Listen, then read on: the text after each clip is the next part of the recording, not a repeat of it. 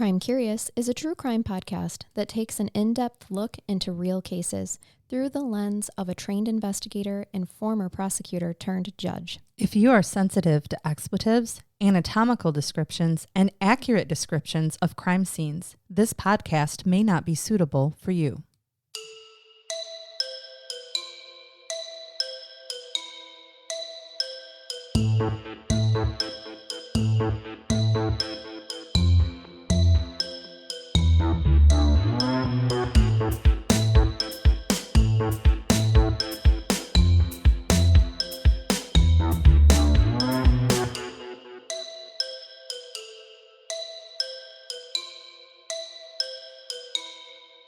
Are you in need of a private investigator with decades of experience? Crime Curious has teamed up with Corbett Investigations, a top private investigation practice in the greater Indiana area and beyond.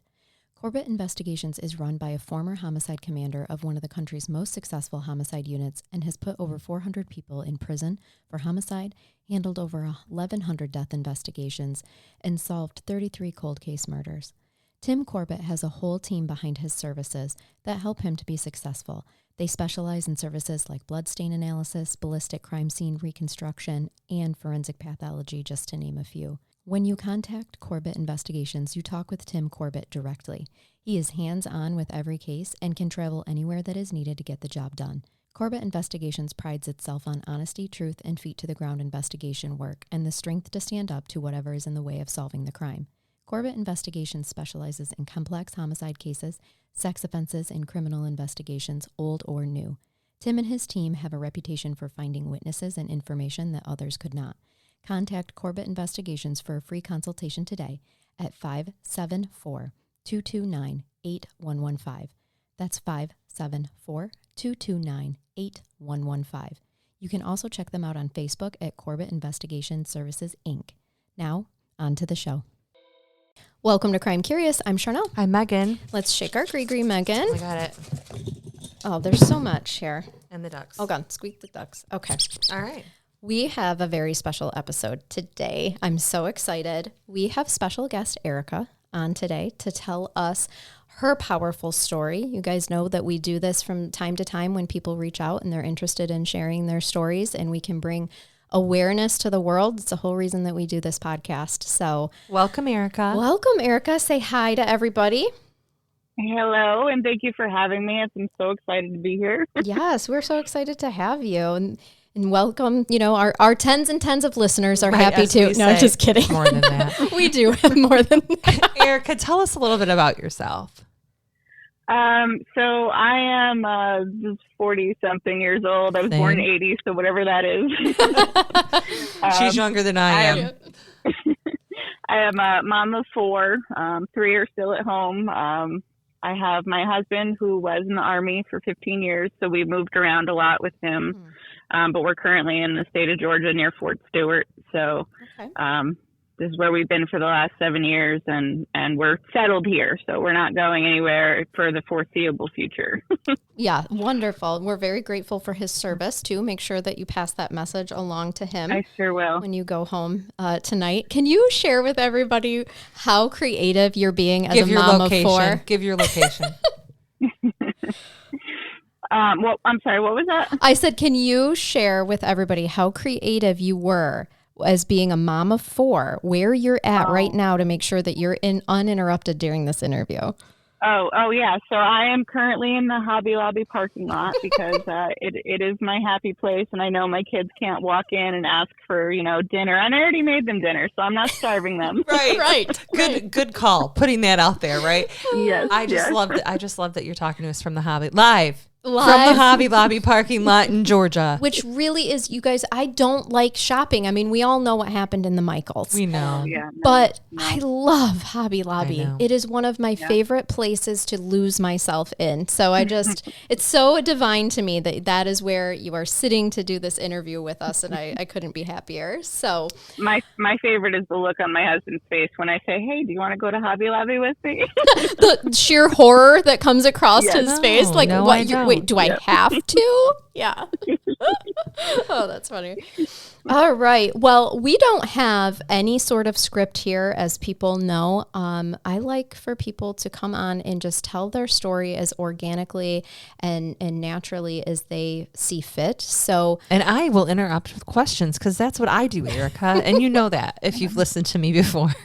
Oh, absolutely. And I love it. I love the way you guys communicate with each other and everybody else. And you're just so honest. And that's, I think that's important for everybody to be able to hear. Oh, yes. Thank you. Well, with that said, you feel free to just start where you feel comfortable starting today. Okay. So, basically what I wanted to come on today and talk about was, my mom died back in 2020. So mid-COVID. She died in a house fire, and it was under somewhat suspicious circumstances as far as I'm concerned, but they couldn't prove it. So we just moved on with life and nobody got any closure. And I'm, feeling it ever since, and some other things have happened, but I guess we'll start there, know. Yeah, because so that brief statement that you made, I have a million questions. Right. So the morning of, I believe it was September 22nd of 2020, I woke up, I started my day, I made myself some breakfast, and I got a message on Facebook mid-morning saying, hey, from an old friend saying, hey, is this your mom's house? And it was a report from the fire company saying that there's fire trucks going to my mom's address in New Windsor, New York. That's right next to Newburgh, which if you Google it, they have one of the highest crime rates in New York State and somewhat in the country. Okay. Wow. Okay. Erica, where were you living? Where were you living when you found this out? I was here in Georgia. We had just moved here a few years before, and I hadn't actually seen my mom for, so 3 years or 4 years, because actually it was 2.5, because I had come back up to New York. My daughter's father had died, and so we went up for his memorial to Pennsylvania. So I had seen her then, but not again after that. So it had been about 3 years since I had seen her in person. And this is during COVID also? Yes. Okay. Yep. So I woke up and I got this message and I said, oh okay, well, that's great. What am I supposed to do? I'm in Georgia. Right. And at that point in time, you're just thinking she lost her house in a house fire. Yes. Mm-hmm. Yep. So it's her and her longtime boyfriend. He's been around since like 1991. Oh gosh. He had been around. Yeah, he's long term. Like he used to always say things like, "Oh, we're common law, so whatever's yours is mine," and that's not really a thing anymore. Right. It's not in Michigan. No, anywhere. I don't think it is anywhere. Is it? There might be some states, but definitely not New York or Georgia or Michigan. Yeah. No, he was absolutely full of himself. So I just kind of, I'd always go with it when he'd say anything about like that. But so you're only like 10 when he came into the picture. Yes. Okay. I was pretty young. So I immediately, I knew the town and I knew some people in the town as far as, workers and things like that and the offices and whatnot. And I had friends there still. So I started making phone calls. I said, my mom's house is on fire. I'd like to know what's going on and if she's there and, are there vehicles in the driveway? And so they put me in touch with the lead person at the scene, and he called me right back. And he said, okay, who lives in the house? Asked me all the right questions. He did his job. I'm not, by no means am I putting down the police department, fire department, anything like that. Sure. So he asked me who lives there, what vehicles do they drive, so on and so forth. So I said, my mom and her boyfriend live there. They have one vehicle. I think it was like I forget the name of it now. It was some kind of fancy SUV type thing that he had actually traded my mom's vehicle in without asking her, and went and bought this vehicle and forged her name on the paperwork. Oh, shit. Yeah, a few years before. And so, she probably never reported him for that?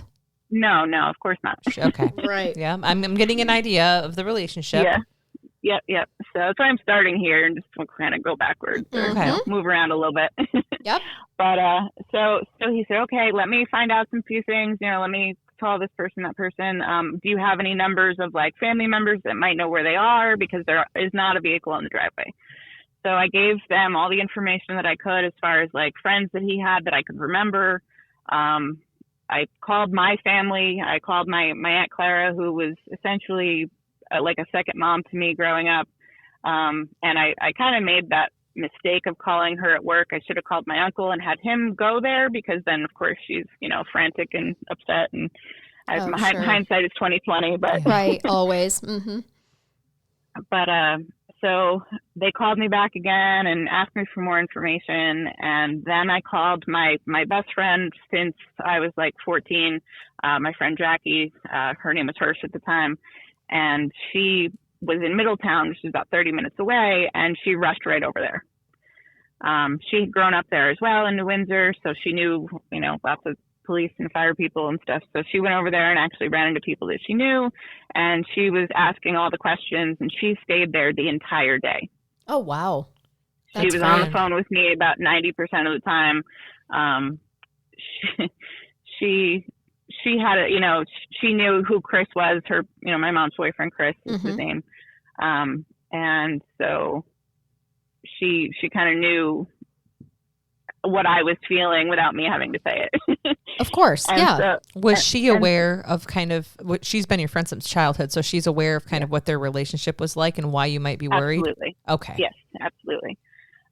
So anyway, so time goes on. They hadn't been able to find him. The fire is still going on. There's 3 different fire companies there putting it out. I'm getting pictures left and right from people I know, from the news, news friends and on social media and everything. And I'm like, yep, I know. Thanks. Right. Yeah. So, it was about 10:30, 10:45, something like that. She saw his car pull up, and she walks up the hill to where he was, sitting, and she's like, that's him, and pointed his car out to the fire chief. And so they go running up the hill to him, and he's, they asked him a couple questions, and it didn't seem like he was fazed at all. So he's not surprised that his house is on fire? Or upset? Not really, no. He was more concerned about his cat. He kept asking if people had seen a cat come out of the house. Did he ask about his longtime partner? No, he did not. Never. He asked about his cat. Did they ask him when they first approached him where your mom was? Yeah, and he said, I assume she's in the house. And then where's my cat? Yep. Oh, wow. Oh, I don't I don't know why you would have suspicions here. It's weird, Erica. Oh, okay. Yeah, so they asked him the questions they needed to ask him, and then told him that he needed to go down to the station to, file a report or whatever and give his statement. Where did he say he had been all morning? So he said he went out to go get some groceries, but that was the thank you for asking. There were no groceries in the car at the time, but when he went to my aunt and uncle's house later on, there was milk and some bread and things like that in the car when he went there. Oh, interesting. Okay. And McDonald's, yeah. Yep. So he did make a stop, but it wasn't until his home had burned down, with presumably the woman that he loves in it. Yes. Yep. Okay. So, he left. He got in the car and he started to drive away. And Jackie, my friend, says, yelled out for him, like, "Hey, Chris!" And she put her hand up, and he smiled and waved at her and drove away. Wow. So a man who just lost his home, possibly his partner, he just doesn't know it really yet, right? Yeah. And just smiles and waves. I wonder, did they ask him when he left, what time he left the house? I believe he said he left around 8:30 or so, which the cameras from the neighbor across the street did confirm that. Okay, so it took him essentially 2 hours to buy no groceries, but then later to put groceries like bread and milk. It doesn't take me 2 hours to buy bread and milk. I'm interested to know, and I'm assuming you'll probably get there, as to when they estimated the fire started in the home. Yeah. So yeah, they did say, I believe it was like 9:30 or so, maybe closer to 10, that the fire was the fire department was called. Oh, okay, sure. So Okay, it would have so that's when started they're visible. before then. Before it was. It was in a neighborhood, so there's a neighbor directly next door. There's no neighbor on the other side. There's a neighbor across the street. It's kind of at the bottom of a hill, and it's a nice quiet neighborhood. There's there's very not a lot of through traffic. Sure. So it might take just a little longer to be noticed because it's not as populated of an area. Right. I mean, it went from, it could have been, I do actually have the person that called 911 was running. Oh, okay. Like a jogger. Yes. Okay. And saw the smoke, and he actually went to the front of the house. The flames had already started there, so he went around to the back. He tried to break a window. The smoke was too thick. He couldn't get in, and he actually heard my mom yelling, like, hello, is anyone there? Oh, goodness. Like, not help, not, and my cousin who's a PA, she said that, smoke and fire can make people confused and things like that. And actually what I'm going to get to, my mom was already confused as it was. She was not in her right mind. She had dementia-like symptoms for about a year and a half. Okay. So I don't know. Yeah, right. It's hard to say. Is it the smoke inhalation? Is it the already early onset dementia symptoms? Right. Sure. Yeah. Oh, goodness. So he couldn't get in, but he did call 911 right away. And so they, however long it took them to get there. And then the post started popping up on social media. So, right. Anyway, so the day goes on, and like I said, my friend was there all day, and she asked questions, and, she got she waited till her body came out until she left. Oh, she stayed the whole time. Yes, okay. The entire time. She's she's an amazing person. Yes. And I don't know how I could have done things without her. She's been there for all the big moments in my life, and I didn't have siblings, so you grab onto whatever little relationships you do have. Mm-hmm. We all need a soul sister like that. That's for sure. Yeah. So the day goes on, and I got the number of the funeral home that took her away to go to the medical examiner. We actually went with that company to do the funeral services and all that. So I guess I called my aunt and uncle, and my aunt had already gone home, and my uncle was, he tried to go, but they wouldn't let him pass the barricades. I don't know how my friend got in. Like I said, she knows everybody, so maybe they just right. She was a friendly face. She may have been there early enough that they didn't have the barricades completely up yet, and then since she never left, there was no reason to keep her out of there. She was already there. Yeah, true. So she had been talking to the neighbors and things like that, and the neighbors knew my mom had lived there since like 2004 or something like that. She had bought the house with him, put both of their names on it because they had moved out of my childhood apartment that we used to live in. When we actually weren't speaking at the time. It was a very broken relationship my whole life, but so they had moved in about 2004. And so the neighbors knew them very well. Okay. They liked my mom. They did not like him. Sure. He was constantly causing problems with the neighbor next door over tree limbs and his barking dog and just everything that he could complain about. Neighbor across, the neighbor across the street said that like my mom would go out front and like play in the garden and like mess with the flowers and like pick things up in the yard, and he would come out and yell at her to go back inside. And oh geez. And this was in the time that she wasn't in her right mind, so maybe he was just trying to keep an eye on her. I don't know. That's nice of you to give an alternative hypothesis. Yeah. I try to give benefit of the doubt until I know better, Well, had she shown any signs of elopement? Like, was she going to take off? Did she wander around and get lost? She did a few times. There was actually the past winter, she had walked down the street and fallen, and it was one of the times she was hospitalized because she was found there on the ground. And she was walking, and basically, like I said, in that year and a half, she had these dementia-like symptoms, and she was losing a ton of weight, and So, would it be fair to say that she was starting to get cumbersome to take care of? Yeah. So towards the end, he did reach out to me and he said, "Could you come up and help me out? I need a break." Yeah. Mm-hmm. This is and we're familiar in mid-COVID. story. Yeah. Mm-hmm. So I have 3 kids at home, none of them over 18. And I have a husband who's in the Army who can't just call out of work. Right. Of course. So, and at the time, New York was doing their 2-week quarantine. So if I flew there, I'd be stuck there for 2 weeks. Yeah. Yes. And if I drove, it would be even longer because I'd have to, do everything I need to do and then drive there and drive home. Right. It was so easy ask. No, not even a little bit. And on top of that, like I said, me and him never got along. Right. He was just impossible. He was. Let's go back a little bit and we'll get into that. Okay. Okay. Yep. Yeah. Yep. Yeah. So, like I said, he came in around 90, 91, something like that. My mom didn't really date a lot as far as I saw, but I also spent a lot of time with my Aunt Clara and my Uncle Ron, my grandmother, and I had babysitters up until I was old enough to stay home by myself. Sure. For school days. So I didn't spend a ton of time at home, but when I did, like once in a while, she would bring a guy home here and there, but they never lasted long. Mm-hmm.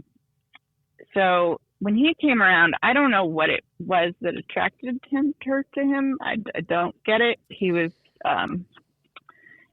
I guess maybe it was the musician part of it. He was a drummer, and maybe it was exciting to go to the bars all the time and watch him play. Like, I ended up at the bars hanging out with him until midnight at like 12, 13 years old. Sure. There's a mysterious bad boy image at that time, especially, that goes with that occupation. And you have to remember, there are some very unattractive musicians that get a lot of women too. There sure are. It's the charm. It's like you said with batters, right? Yes. Where you were going with this. Oh, man, can they be charming? They're in so charming. That love bomb phase. Yep. Yes. Love bombing is huge, huge, huge. So, okay. And he did his best to get on my best side too, because he knew that was a winning point, even though I wouldn't give him the time of day because I was already in that preteen phase and I just wanted nothing to do with him.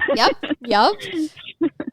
So, as time went on, she kind of started to realize, or I started to realize, I don't know if she really picked up on it, but he was definitely an alcoholic. Oh, okay. He got several DWIs. She had to drive him places at one point because he didn't have a license. I spent my, I believe it was 13th or 14th birthday outside of the courthouse waiting for him because he had a court hearing, and, he took forever for them to call him. So I spent my entire birthday sitting in the car. Oh my gracious. waiting for that. He was like a Dr. Jekyll and Mr. Hyde kind of alcoholic. Like he was really nice sometimes when he had a little bit of alcohol and he'd, throw me $20, like, here, go hang out with your friends. But then the other hand of it was, I was like, he was a big neat freak. And so if I left my dishes in the sink, or if I left towels on the floor or clothes or whatever, one time he actually dragged me out of bed by my ankles, brought me into the kitchen, and dropped me on the tile floor. Was your mom aware that happened? Or was she in bed? Yeah. Oh, no. She was definitely aware of all of it. And she basically told me to, just not make him mad. Right. Pick up your shit. Yeah. It's the not make him mad part that gets me, because that's just really typical in family violence situations. It is. Yeah. Yes, exactly. She was the peacekeeper. Yep. She's trying to keep everything peaceful. She's supporting him through his alcoholism, through his court proceedings. She's driving him everywhere. She's doing everything he needs. She's his support person. Also enabling. It is enabling. It absolutely is. At the sake of her daughter. She wasn't a drinker. As far as I know, there's different stories. Everybody has a different story. And I didn't really have a close relationship with my biological dad, but we did have contact here and there over the years. And it always felt like we picked up where we left off, even though we hadn't been together. Sure. There's always a connection there. And he's still alive. He lives out in Poquag, New York with his wife. And they have their routines and everything. He has health problems, but he's still kicking. So, but when I got back together with him in my older, like 20s or whatever, he told me that basically, you know, my mom had her things that she liked to do, and he had his drink and gambling, and they just didn't mix, and they had to split up. And I think they were divorced by the time I was 6. Okay. So, yeah. So they by the didn't time last long. Chris comes along, that's his name, right? Yeah. She's already been in a relationship where someone, you know, where drinking was the norm. Yeah. Mm-hmm. Yep. And to go back even a little bit further, her father died when she was in high school, and I started thinking about this actually when I was kind of, you know, putting this all together.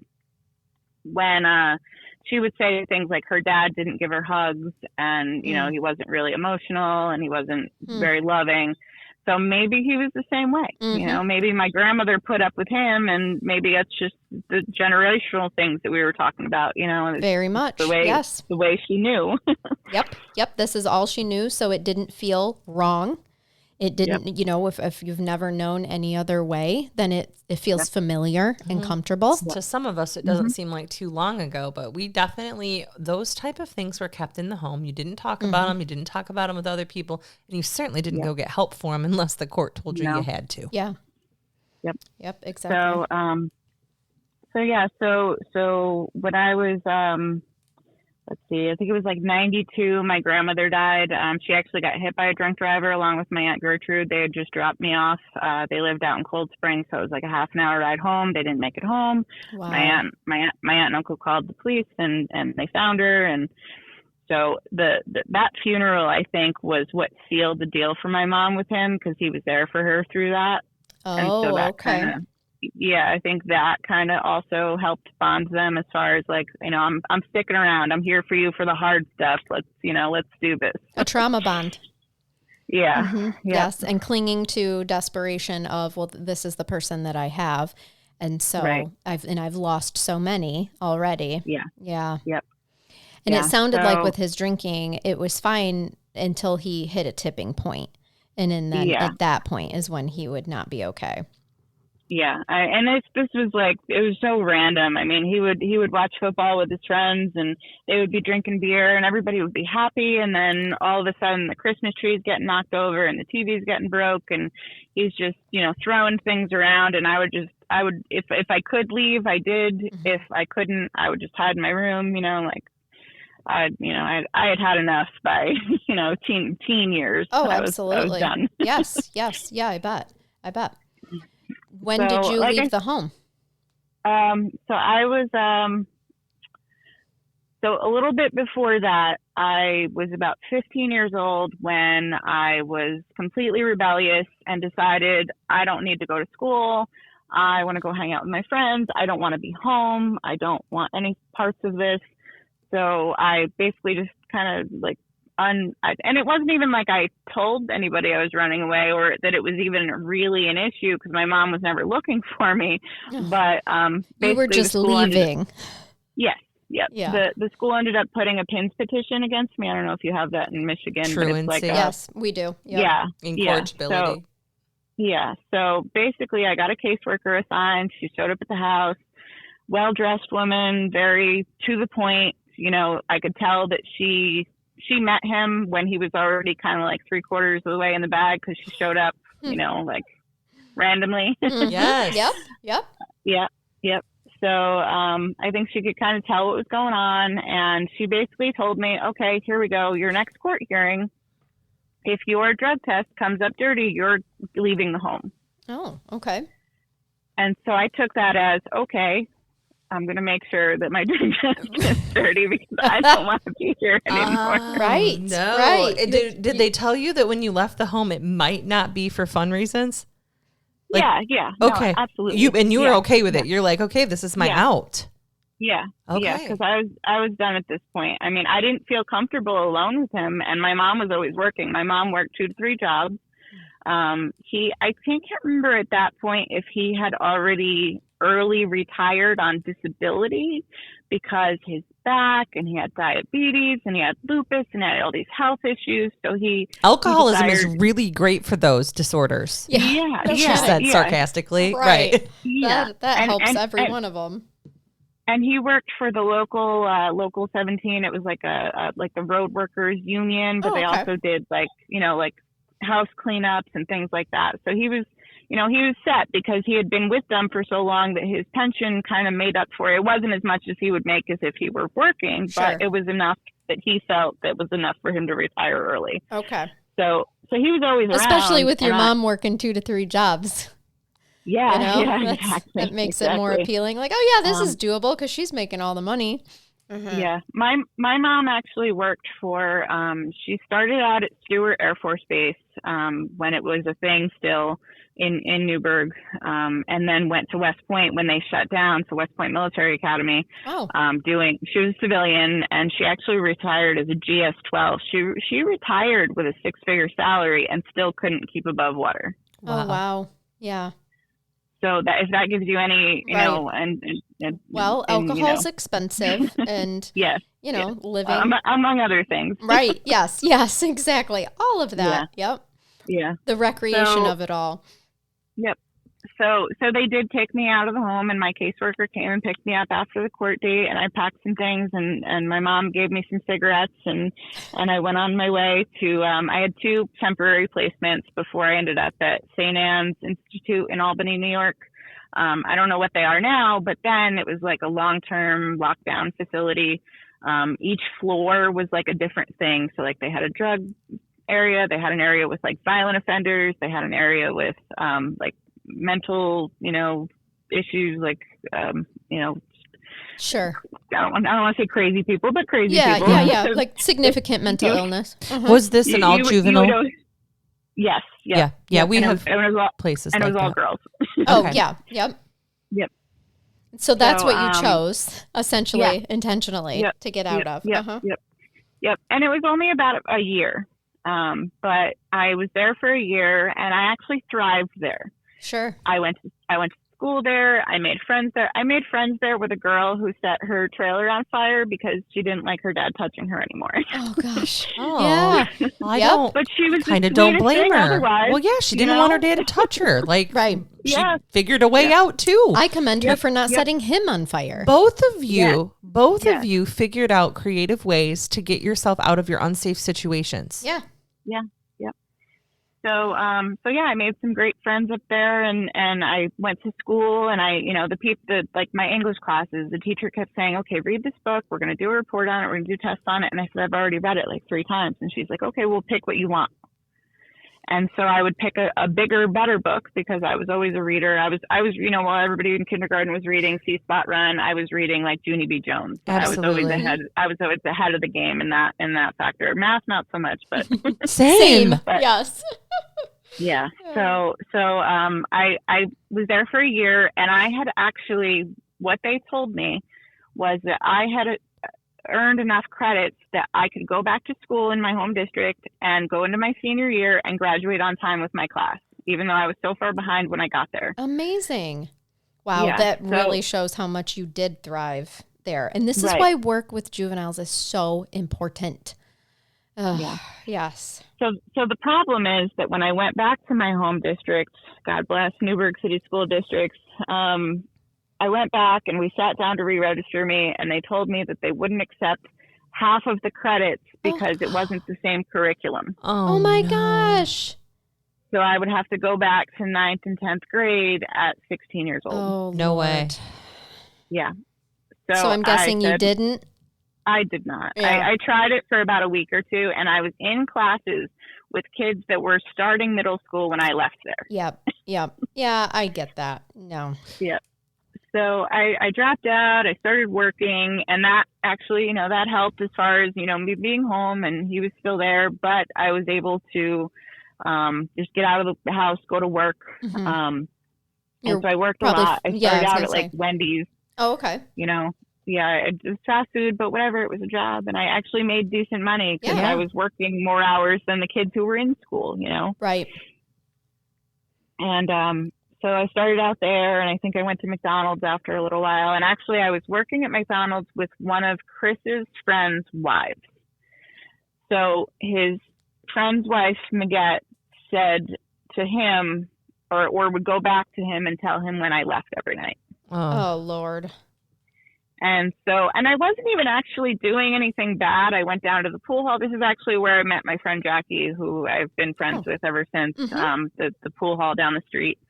And that started a whole thing because she was actually pregnant at the time. So she didn't even go out and party or anything. She was just hanging out. Right. And then I would hang out with her. I met her dad. Her dad loved me like so much that she used to get jealous because he would buy me things that I liked and when I'd go over there and whatnot. So, and I felt like I was doing okay, but he would still come at me like, oh, you're a liar, you're a thief, you're this, you're that, this is missing and that's missing, and where were you and who were you with, and I'm sure you're doing this and that, and I could get into more detail, but we're not going to go there. I think we can probably fill in the blanks of what he was accusing you of when really all you were doing was being a teenager and being a part of a different family.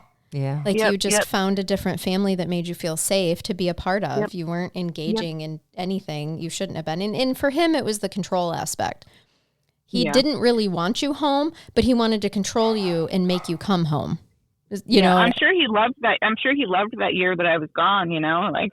Yeah. Yep. Because then he got to spin the narrative of how terrible you are. And that's why you were gone. Right. And Absolutely. also provide that justification when you got home of why you needed to be controlled. Right. Yeah. No, so I was just about 17 when we had a big blow up fight. My mom was at work, and I left the house on foot, and I went to my friend Jackie's house, and I called her and I said, it's him or me. I will stay. I will work 2-3 jobs if I have to. I will help you. I don't know how you can live with him. He's ridiculous. Like, I don't know why you're putting up with him.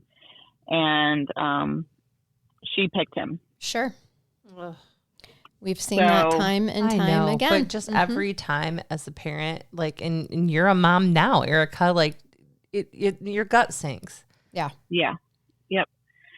So that kind of sent me to, I had a friend who got me a job over across the river in Dutchess County, Wappingers Falls, New York, Poughkeepsie, Beacon, is just a different world from where I grew up, but still the same, if that makes any sense. Yeah.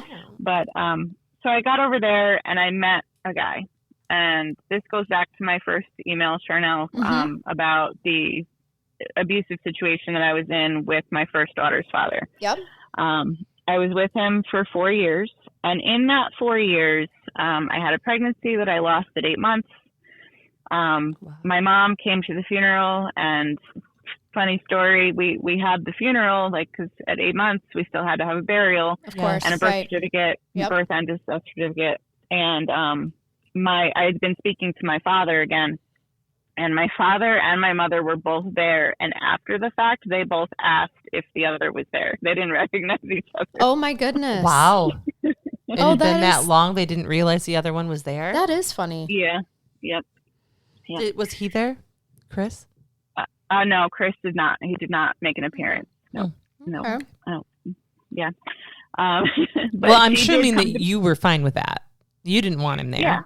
Oh yeah. No, I didn't even want him at our family functions. He was so disgusting and crude, and the comments that he would make. Like, so when I was younger, we used to go to my aunt and uncle's house for dinner for holidays. And so all the kids sat like on the inside of the table where we would have to crawl out to get out the other side when we were done, because it was so full. I had a very big family on my mom's side there.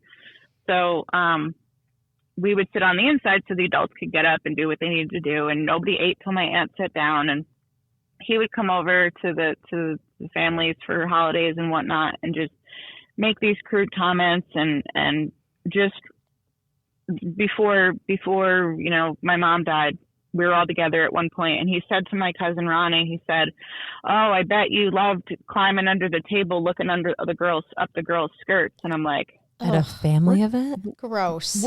We're cousins. Right. Like, exactly. Like, everyone's related here, you prick. Like, but that shows you where his mindset is. Yes, I think disgusting is a good descriptor. Thank you for explaining what that means, because now I agree. I just got the ick for sure. Yeah. It is the ick. And I laugh, but you know, it's okay. Right. That's comfort laughing. We're there too with it. I mean, it's just, it's incredulous. It's almost surreal. Like, no, this is literally something I dealt with, you guys. This was my normal. Yeah. Yep. So, so anyway, so I was with this other person, and I'm just not going to mention names because he still is with us. Okay. But, so I had my daughter about a year later. So we tried right away after we lost the first pregnancy. It wasn't my choice, but anywho, I love her. I wouldn't change her for anything. You know, she's right, 20, of course, 24 now, and she's, you know. But at the time, that was very difficult. Yes, it was, and having her was a wake up call because I left him about she was crawling, so. Probably just about a year old, maybe something like that, somewhere in between there. So I remember my neighbor called the police when she saw me come outside and I was crying, and she knew what was going on. She could hear us through the walls. It was a very thin apartment building walls. So she called the police, even though I asked her not to, and I'm glad that she did, because there had been times where I had been trying to get away from him previously, and something bad would always happen. He would find out. He would stop me. I mean, I have a busted eye socket that I can still feel the fracture from. I have many scars and things where he cut me, or, you know, it was just a bad situation. And I'm glad that I lived through it, and I think I'm stronger for it. But like Erica, Clara, you don't have to answer, but was he violently physical with you while you were pregnant? Yes. Okay. Yes, he was. And did he want to attempt to keep you pregnant at most times if he could for control reasons? Like you indicate, like he wanted you to be pregnant, right? You were on the fence. So, yeah, yep. Because I definitely wasn't ready. When I was and you just lost a baby, and that can take some time to recover from. Some people jump right back in, and some people need some time. Again, you have a beautiful blessing as a result, but that doesn't change how you felt. When I lost that first pregnancy, I went into a very dark place. Yeah, sure. And I could not come out of it. And I cried every day, and he would tell me to stop and get over it because it was over with and I needed to move on. Yeah. And this was like a week later. It's like postpartum depression meets pregnancy loss, infant death. Right. Like that's all three of the worst case scenarios. We all know people who've been through this. Easy for him to say, who had one job and got pleasure out of it, and then you had to do the rest. I know plenty of dads who've mourned appropriately too, but this is not what I'm hearing. So, and you don't have to answer this question either, but was it a medical reason why you lost her at 8 months? They couldn't find any reason. We had fought the night before, and I can't even say fought. I never fought back, but he had pushed me down the night before, and so in my mind, he did it. Sure. You know. Okay. But the autopsy that they did, they couldn't find anything, so there was nothing that they could do from a legal standpoint at that point. Okay, that sounds accurate. Yeah. So.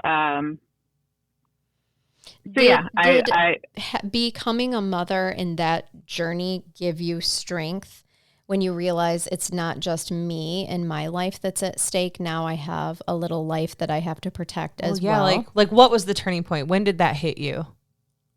It was when the female police officer showed up and said, "Hey, let me guess. He smokes weed. He plays video games. He tells you what to do. He takes your money. You work. He doesn't." And so on and so forth. And I said, "How did you know?" God bless her. I was just going to say, it literally gave me chills now, because it takes one good police officer. And that woman, that female police officer knew. And she didn't come at you making, what did you do? What did you do to cause it? Right. Why were you guys fighting? She came at you with hard facts. Yeah. This is what I think you're dealing with. Your reality is.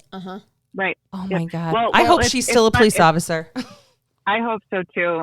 Unfortunately, I don't remember names from along the way. Like even the day that my mom died, I have no idea what any of their names were. It was all just such a blur that I just kind of, I just went with it and answered questions like a robot when they asked me, and that was it. But it's funny that you say, she didn't ask, what did you do? My mom did, however, ask me what I did to him to make him hurt me, because I don't think she realized the depth of it, and it had been going on pretty much the entire 4 years. Like, we went to court for child support, and we're waiting outside the courtroom, and the bailiff was standing there with us, and the judge hadn't called us in yet. And my ex looks at me and says, why are you doing this to me? And I said, you beat the crap out of me for 4 years, and you expect me to stick around and wait for you to kill me? And he said, it wasn't every day. Oh my gosh. And that, my friends, is how people justify their behavior to themselves. Yeah. Because to him, if I did it every day, then I'm abusive. I'm bad. But since it wasn't every day, it's fine. Yeah. And also to your mom's point, sorry to interrupt you, but before I lose this thought, because this is how my brain works, I'm not surprised that she asked that, because think about what she told you when you were younger, when he drug you out of bed. It was just clean up. Just don't make him mad. Just don't make him mad. And think about her own dad. Don't talk back. Don't argue. You know, that's probably the message as a young child that your grandmother, her mother, had sent to her about her own dad. Just don't make him mad. What did you do? But you know what, Erica? Our generation's a little bit more mouthy than that generation was. So we did make them mad because we attempted to argue back, right? Yep. And then he hit you harder. Yeah. Yep. Yeah. It started out like, it was like we were getting ready to go somewhere, and I didn't want to go. And he was like, well, you're going. And I said, no, I really don't want to go. And then he smacked me, and I like took it back a little bit, and I tried to like do something. Like, no, you're going, get dressed. And that was the first time he hit me. And then I just thought, like, well, maybe it was just this one time. Maybe he was just, you know. Mm-hmm. Sure. Yeah. I didn't know. Yep. I didn't know what to take of that. And then it just got worse and worse and worse from there. And then he moved me out in the middle of nowhere. And, you know, it was just a constant thing. And like I said, I had friends that were willing to get me out. And then somebody told somebody else. And then it just turned into a whole thing. So yeah. Yes. Did he find out that people were trying to help you, or that you wanted to leave? Yeah. Yep. So then were you no longer allowed to talk to those people? Exactly. Yep. People stopped coming around, and, you know, I definitely fell into a cycle of just a hot mess. No, what it is it's a very typical DV cycle is what you are describing. And your reaction, you stop. People think I'm joking when I say you stop thinking with the rational part of your brain, and you're in fight, fight, or flight. Yeah. Like, you're just trying to survive, and to survive for your little beautiful daughter. Yeah. Yep. And it does usually start slow with just one kind of seemingly small incident that then just escalates, because what we allow will continue. And that is so very normal. And before you realize it, like, you turn around and it is a knockout, drag out, and you're seriously injured, and you're like, how did I get here? Like when the neighbor called, right? Is that what brought the police there? Yep. The last time I ever had to live with him was my neighbor called the police, and they showed up, sirens blaring. And it was funny because he had Clara, my daughter, and he was trying to pull her back inside the house because she kept crawling out to me. Mm-hmm. And he's like, come on, your daughter wants you. Come inside. Come help me clean up, because he had weed pipes lying around, things like that. And I'm like, I'm not coming in there. Mm-hmm. Yep. I'm not doing that. I'm going to stand right here. And my neighbor was there, and she was like, don't stay here with me. Like, he's not going to do this to you anymore. And she kept talking, and I heard her voice, and I was just like, okay, I can do this. I have someone right here, and there's police coming. I'm okay. Yep. And that was when the female police officer showed up, right? Yeah. Yep. Wonderful. Yep. Okay. And there was a mark on my face. It wasn't enough to put him away. Sure. But he did go to jail for a night, where I found out later that he had to go to the, like solo cells, because basically people kept trying to kill him, because they told them exactly why he was there. Oh, so. Okay. Yeah, somebody did not like what we used to refer to as a wife beater. They still do in jail. Yeah. In that cell. So he had to go to solitary. Yep. Yeah. For his own protection. Yep. And then there was an order of protection against him. He walked through it a few times, but I would call every single time. I would call. The detective gave me his personal line and said, call me anytime, day or night. And I did. And it was funny. He did get arrested one more time, and his mom called me. I was at work, and she kept calling the diner over and over again where I worked. And she was like, why didn't you tell me? And I was like, what are you going to do? Ground him? Right. Yeah. Well, I always love in those situations, I always tell survivors to please make me the bad guy. And when their moms call, say, because you didn't sign the court order, mom, mother-in-law. Right. This judge signed it and she's mean and I'm not going to violate a court order. Right. Yeah. Make me the bad guy. So when he walked through them, was it another instances of assault, or was it more stalking, harassing? It was the stalking and harassing. We had cell phones at the time, but they were very minimalistic. Just, there was like text, but they were like 10 cents a piece. Flip phone. Yeah.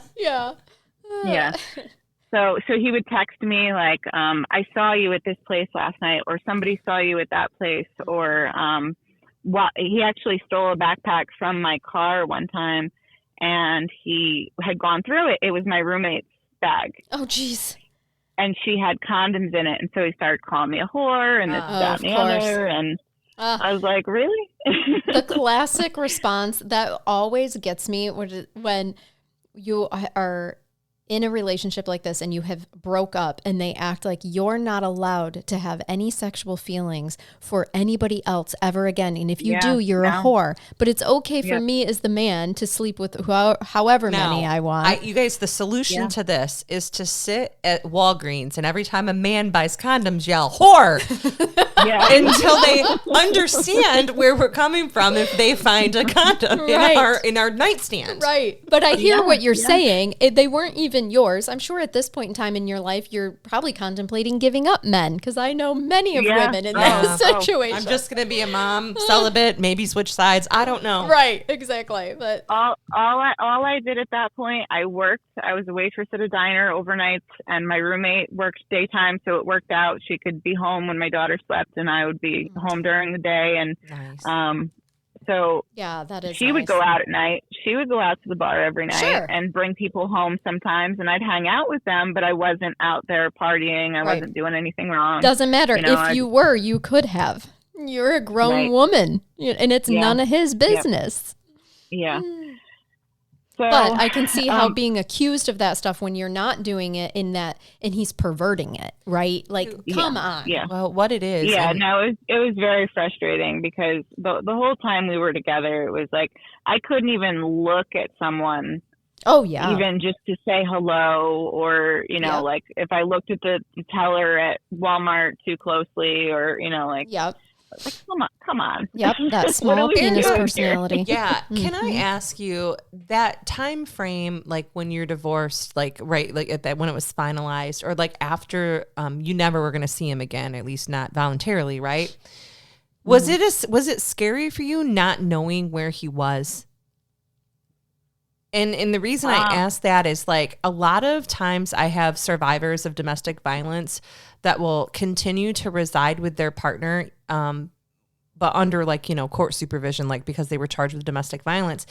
And they say, well, at least I know where he is. At least I know he's not just going to, find me someplace. Or they intentionally violate the PPO that you had to protect you because at least they know where he is. Was that ever? Yeah. I was kind of looking over my shoulder, but when I did go out, I had so working at the diner was a blessing in disguise, because my roommate was friends with a whole group of very large men. Oh, perfect. Those are my favorite kind. And so anytime we did go out, or if we were home and, like something, if I felt off, or if we were out somewhere and I felt like somebody was watching me, it was usually true. I had a good intuition about that. I always had somebody with me that I knew was watching my back. So and we were never actually married. We were just together. And the great thing about when I did have him, so one of the orders of protection, I had pressed charges against him, and he was convinced that if he didn't go to court, or if I didn't go to court, that he wouldn't have to go because I wasn't going to, quote unquote, press charges. Oh, I don't know what jailhouse lawyer told him that, but I bet it was cell block A. One of his buddies there. So I went to the court hearing and waited till the very end of the night. I had to go to work, but I still waited there. And I said to the judge at the very end, when they called his name, I said, he's not coming. He has no intention on coming. And he thinks he doesn't have to be here because I don't want to press charges. And he looks at me and he says, well, do you? And I said, absolutely. And he goes, okay, warrant out for his arrest. Where is he? Right. Yep. So I gave them his mom's address and they went and picked him up, and that was that. Okay. Perfect. Mm-hmm. Yeah. So yeah, after that kind of calmed down a little bit, there was a little hiccup with my roommate, and we were having trouble paying bills. So I did end up having to leave that apartment, which I loved that house so much. It was like a half of a house. It was an old farmhouse. It was beautiful. But I did have to leave. And unfortunately, at that time, I had put so much into like security and I wasn't getting a deposit back. So I kind of was starting over again. Mm-hmm. I had to bring Clara to my mom's house. Oh, okay. So I didn't actually move in. I brought Clara there. Okay. And I left because I knew my mom would take care of her. She wasn't unable to care for children. And I knew that like they had been around each other before, and Chris did like Clara, he was fairly good with kids as long as he wasn't, messed up or anything. So it was going to be short term. I just needed a few weeks to save up some money to get a new place. And I was actually working 2 jobs at the time, so it would happen very quickly. And it was about 2.5 weeks before I went to get her. The day that I went to go get her, I went in the bathroom downstairs in their house, and I went to go look for toilet paper up in a cabinet, and I found a crack pipe in the cabinet. Yeah. So I was like, yeah, I'm taking my daughter today. There's no reason why she has to be here anymore. I can't leave her here. Right. So I did, and I think it was like that weekend. So I went and stayed on a friend's couch that didn't mind her being there. And then the next day or the day after, we went and moved into our new apartment. I found another roommate, and but it all worked out. But that was just like another glimpse into her wonderful life of, living with him and what he was doing and what he was doing with his free time, which was all the time. Mm-hmm. Like he used to say that he was going to go sit down, because Newburgh is right on the Hudson River. It's a beautiful town if it wasn't for the ghetto. Especially down by the river. Yeah. Like the year that I left New York I moved down to Pennsylvania. This is a little bit later on. I moved to Pennsylvania, and the day that I left, I remember reading the paper, and somebody had been shot execution style on the corner in broad daylight. Oh my God! So it's awful. It's not a very nice place to live. No, definitely not. I won't be visiting there. Okay. No, yeah. I mean, it's well, if you look at the news articles now, it says it's up and coming. It's what do they call it? Gentrification has occurred. Yeah. Okay. Yeah. So in some areas, yes, I will agree with that. But as of like last year, there was a girl found under a mattress on a street that I used to hang out on when I was a kid. Oh boy. Yeah. So, and she had been there for quite a bit of time, and she was yeah. Oh, so, that's awful. So it's just not the best place. So do you think that with that level of crime rate and what law enforcement was seeing then, when they are presented with a house fire, do you feel like the investigation was handled appropriately? Do you feel like things were missed? I mean, I know that you're not an expert, but I just wondered your opinion. Yeah, so I think that they did what they could. Okay. After the fire, I spoke to like the fire investigator who was looking into Chris specifically and like why he would do it if he did do it. It's like they asked me if there was life insurance, if there was insurance money from the insurance company, if there like what would benefit him for doing this. Sure. What would be the motive? Was there insurance? Right. There was life insurance, but I left that out anytime I spoke to anyone that he knew, because I didn't really need him to know that right away. Okay. Was he not the beneficiary? He was half. I had half. He had half, and I believe he might have threatened my mom to have it that way, but I'm not sure that he really knew for sure if it was a thing or not. Like, she worked for the government, so of course she was getting good benefits. Pension. Did you ever tell law enforcement or the fire investigator that your mom had started having issues with dementia and was perhaps burdensome? Yeah, all of it. I had gone through all of it with them because I from day one, from the minute that I spoke to someone, I was like, he killed her. He did it. Like, I don't care if he did it on purpose. He did it because he left her there. Mm-hmm. You know, like, how do you leave someone at home alone who is out? Like my aunt would go see her, and my aunt would go in, and my mom would grab her purse, like, come on, sister, let's go home. Mom's waiting for us. My grandmother's been dead since 92. Sure. You know? Yep. She had no idea where she was most of the time. Like, I would call her and she would repeat herself constantly. And he left because he didn't want to take care of her. He needed a break, right? And then the question is, did he start himself a little fire before he left for the break? Or was it accidental? Right. Did they ever find the point where the fire started, or any accelerants?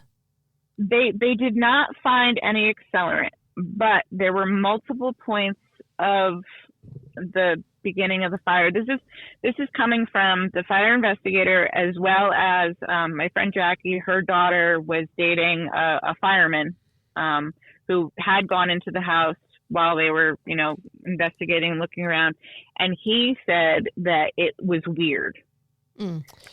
That the marks on the walls, there was like marks coming up from an outlet over here, and there was marks over here that looked like a pile. Like, there was just different points of contact, I guess, for where it might have started. Now, as far as like the runner that called 911, he said the flames were in the front and that it was just heavy smoke in the back. Now, my mom's house was kind of set up. Like, you walk in the front door, there's a living room. They actually had a bed that he would sleep on because they both snored, and so they didn't sleep together very much anymore. So there was a bed and a couple of couches and a recliner in the living room, and then the back of the house was like a bathroom, laundry room, kitchen, and then upstairs there was like 2 bedrooms and a bathroom. So okay, I'm going to ask you sensitive questions. Where was she found? She was found near the front door. Okay. Where the living room is. And the runner, the jogger, had heard her. But you said you thought he heard her from the back? Yeah, he heard her calling out the window because he had broken a window and the flames started coming out, but he could still hear her. Yep. Okay. So yeah, it's just all kinds of all over the place, and I think it's kind of one of those things. Like, I listen to enough true crime that arson is one of those things that is hard to prove. Yeah. I think. So like I said, there was no accelerant. So right.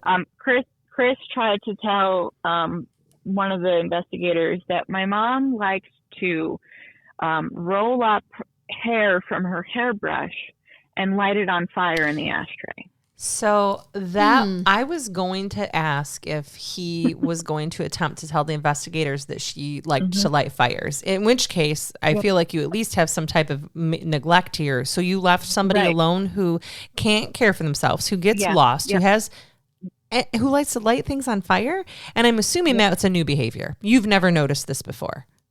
Right. If that's true. Yeah. Did she grow up lighting things on fire? Or did she grow up? I mean, when you grew up with her, did she enjoy doing that? No, she was a smoker her whole life, and sometimes she would fall asleep with a cigarette in the ashtray. But as far as I know, that'd be obvious. Cigarettes, Yeah, that one would be obvious. A house fire from somebody dropping a cigarette, it's happened a million times, especially now. Yeah. Now cigarettes will go out, if you don't puff them enough times. But during that fray, oh my God, I don't know how many times my grandparents probably would have fallen asleep and lit themselves on fire, right? Or he burned his blanket or sweatshirt. There's holes in everything. You would have known if it was her smoke. And there's multiple points you've indicated. So somebody attempted to light something at different spots in the house multiple times, and that doesn't sound like something that she would have done if she was playing with something to light it. Again, it would have just been the one point. Well, and you can only get so much hair from your hairbrush to light on fire. You haven't seen my hairbrush. Well, and menopause. Hair doesn't really, I don't think hair really burns like that necessarily. No, it's not going to catch everything else on fire with it. Yeah. That's true. Right. Yeah. That's true. Yeah. Absolutely. I mean, no expert here, but it doesn't seem plausible to take down a whole house. So did you, so the police interview him, clearly, even if he's not, whatever, I guess they cleared him, right? Because they were going to find that they weren't going to charge him with arson at this point. Yeah, they cleared him, and I said, I asked them, I said, well, can't you get him with neglect? And they said I could file a civil suit if I chose to do so, but there was nothing more they could do at this point. Yeah, some states have a vulnerable adult abuse statute that would encompass those type of things. You would have had to have had some type of a finding by either a medical doctor or a psychiatrist, a psychologist, somebody at that point in time, basically declaring that she was either not competent or in need of assistance. So there was actually, I hadn't gotten to that yet. All right, sister, give me more info. There was two different caseworkers that were assigned to my mom because she was hospitalized a few times. Once was because she couldn't breathe and she was having trouble eating. She had lost, this woman was, when I was growing up, she was skinny. She was, thin. She wore bathing suits. She went swimming all the time. I'm not sure when the tides changed. It might have been around the time that, Chris started being worse than he was when he started, but she started gaining weight. She was pushing 300 pounds when I saw her last, 3 years before this incident. So she had a hard time walking up and down stairs. She was, she was a smoker, like a chain smoker, bad. I told her to quit all the time and she didn't want to hear it. So, she had a hard time walking up and down stairs. So when, like I said, about a year before the incident, a year and a half maybe, in that time frame, there were two different caseworkers that were assigned to her because she was hospitalized. Once for the not being able to breathe and eat. Another time because she had fallen when she was out on the street. I think there might have been one other time. There was one other time that she was having a hard time breathing, and she went by ambulance. The hospital actually called me directly. Somehow I had gotten put on the emergency contact. So they called me directly to let me know that she was there. And I was talking to them and I was like, can't she go to some kind of rehab after this visit? She's obviously in need of help. She's losing that much weight and she can't breathe. And she forgot that she smoked cigarettes. Oh, wow. When she was in the hospital for 3 or 4 days at a time because all the mental issues. Now, the mental issues come to find out after the fact because I kept telling Chris to put me on the list at her doctor's office so they could talk to me about her issues. Maybe I could help with something. As far as the insurance goes, I could talk to them. I could be the in-between. If he's having a hard time, I could at least do that. And he wouldn't. Okay. He wouldn't give them my name. He wouldn't, and they knew who I was, but because nobody gave permission, HIPAA and all that, they couldn't tell me anything. Right. So after the fact, I did call them and the doctor called me back directly. And I remembered him because he saw me a few times before I moved out, same doctor. And he called me and he said, she needed oxygen. She had a lack of oxygen to the brain and it was causing dementia-like symptoms. So that's really all she needed. She was not getting enough oxygen. It was making her sigh a lot, yeah, all the time. And then the forgetting things and all. It's just a lack of oxygen. That can really do that to your brain. It can. It's true that apoxia I think one of the reasons that they will often put people on sleep apnea machines, especially when they're not getting enough O2 at night, is it causes these little like white spots on your brain. And it does affect memory and makes you have dementia-like symptoms. Was she ever diagnosed with COPD? Yes. Yep. Okay. I would say, you tell me she's a lifelong smoker and all of a sudden she's having all these breathing problems and she's starting to push 300 because of just her life. And so that just makes sense that COPD would be an issue. So she seriously had some oxygen issues. Yeah. Was she on oxygen at the time of the fire? So no, she was not, because he refused to get the machine because he wouldn't be able to run it in the house because he wouldn't want to be able to smoke. Because he smoked. Okay. All right. Okay. Yeah. So, and I told him 100 times, and he's like, "Oh, we can't afford it." And I said, "There's places that will give them to you through her insurance." Right. Exactly. Like, what do you mean you can't afford it? And I kept asking the same questions, and he kept blowing me off, like, he didn't want to. We can't afford it. It's too much. Yeah, he didn't want to. Right. Exactly. And then actually when she died, because she had been, the reason that the caseworkers were involved was because she was missing doctor's appointments. Okay. She was being hospitalized. She was supposed to be going to specialists. She was supposed to be going to doctors. She wasn't going. He wasn't bringing her. So like the first one was a female. I don't remember her name, but she was with me for like a couple months. She kept calling me every week, giving me updates, and he let her in the door first initially, and then once he found out what she was there for, he'd slam the door in her face every time she tried to come back after that. Wow. He said, "We're fine. We don't need you. Go away." Mm-hmm. So this is Adult Protective Services at this point. Yeah. Yep. So then a male gentleman called me up and said, "I've taken over your mother's case. I'm a supervisor." He's like, "We're going to try to get something to help her because I've called her doctors. She's missed like 12 appointments from this doctor and 15 from another. She's just not getting the help she needs. She's literally wasting away at this point. She had lost so much weight. She was 130 pounds when she died." Oh my God. Wow. Yeah. She'd lost half of her body weight. Was he even feeding her? So yeah, I guess they didn't really cook. Like even growing up, my mom was not a cook. She would try to make meatloaf. It was very dry. She tried to make spaghetti sauce, and it was always burnt. It was a lot of eating out. Okay. So to give us what they would do, a lot of their money went to eating out. I know that for a fact. Pizza, diner, whatever struck their fancy for that night. They would go get McDonald's, whatever. So yeah, they were eating, I guess. Or he said that she wouldn't eat. He would go get her food and she wouldn't eat it because she was confused. Like, did I just eat? Right, exactly. That's actually what I was going to say is that, people who suffer from dementia do forget that they forget to eat. And so they do require a lot of care. Yeah. Which to me is just motive here.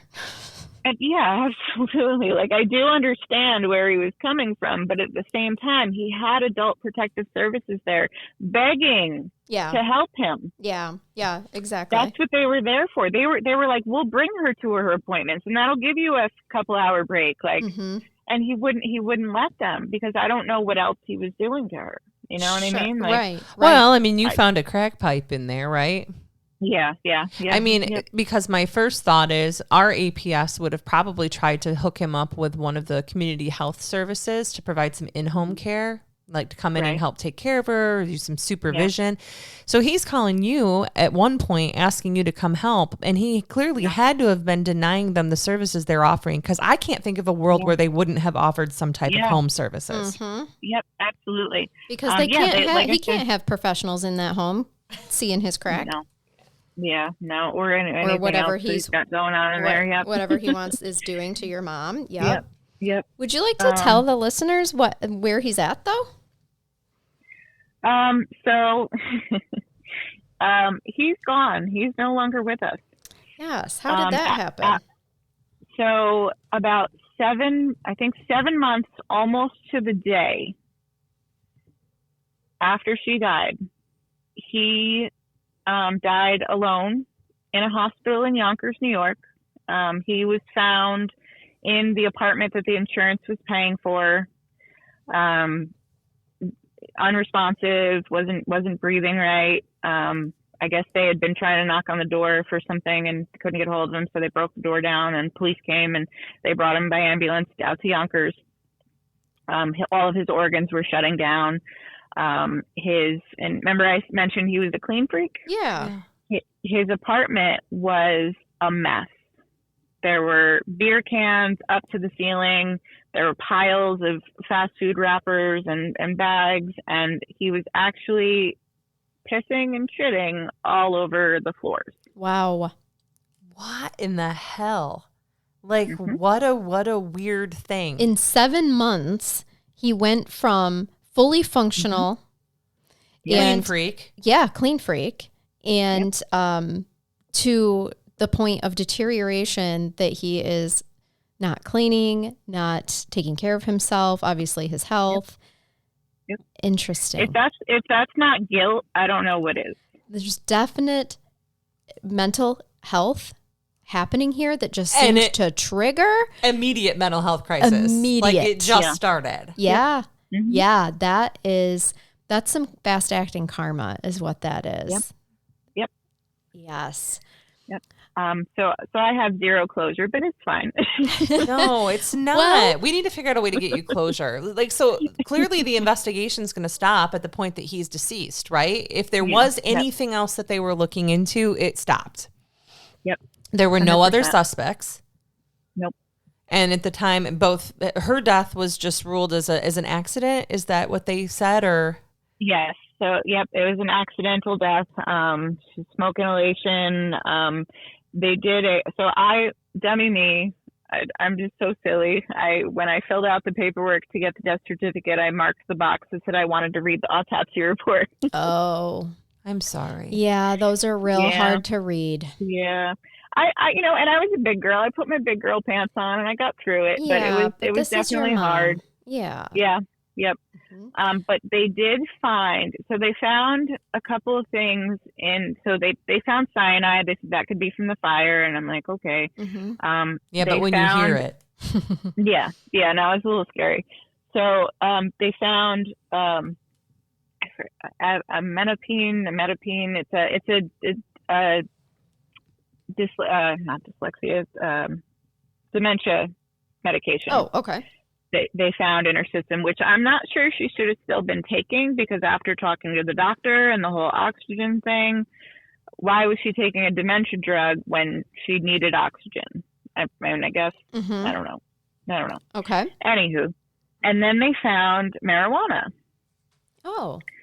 My mom wouldn't even take prescription medication, like pills, like for pain. She actually had an aneurysm in like 2006, I think. She had an aneurysm that almost burst, or it did burst. She had to get flown up to Albany Hospital for surgery. This was 2006, because right after Hannah was born, my second daughter. And I always said the surgery, they took out too much, because she would call me with these random things like, hey, have you gotten the kids baptized? And I'm like, why? And she's like, I was watching Supernatural, and when you go to hell, if you're not baptized, oh gosh, yeah, that's where I get all my religious advice is from Supernatural. Like Dean and Sam, that's right. Can't go wrong with them. Oh gosh, that's funny. Yeah. So she's not smoking. This is not something that she would do. Yeah, no. It's in her system. And it's just not. This woman's lost 150 pounds. I don't know that adding marijuana. I mean, you're typically gaining weight at this point, and the only other reason I could think of a woman like your mom doing that was for some type of a pain control. But she wasn't having any. To your knowledge, she had no diagnoses for cancer or anything else, right? Nope, not at all. Not at all. And I have, like I said, I have the full the full report. Right. So. And I have to tell you, I have to read those reports for work, and they're hard to read on people that I've never met. Right. Yeah. So I just. So the marijuana was surprising. Was there anything else in the report that was surprising or shocking to you or confusing? Not really. No, not really. It was all kind of straightforward. I find myself to be an educated person as far as like being rational and logical. So it all made sense to me. Mm-hmm.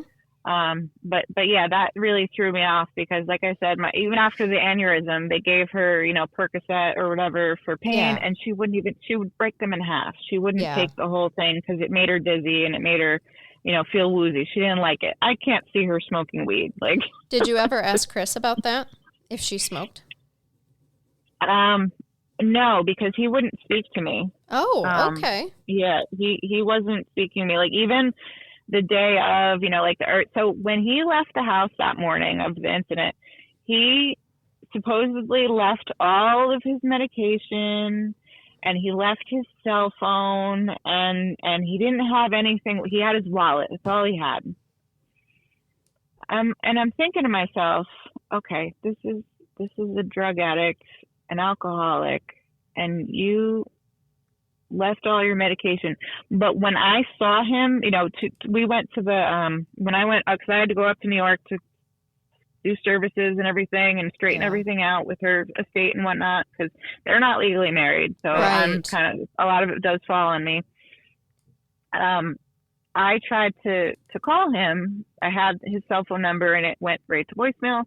And then I talked to my cousin, which is just kind of a weird aspect of it. My cousin, who, my mom's sister, her other sister, Peggy, she had 5 girls and one of them was really close with my mom and Chris. Like, when I was growing up, like, she would go out to the bars with them and she was of that age. And so she would hang out with them. And so for some reason, when he went to the hospital, they called me first because I was on his emergency contact list. Oh, but her name was also on his emergency contact list, which was kind of odd.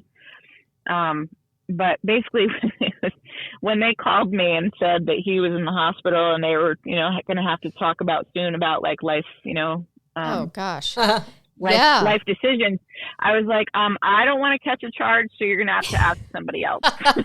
I love that. What was their response? Like, oh shit, this is what he had. Like, if he listed her as his medical contact and this is his closest person. Oh shoot. Yeah.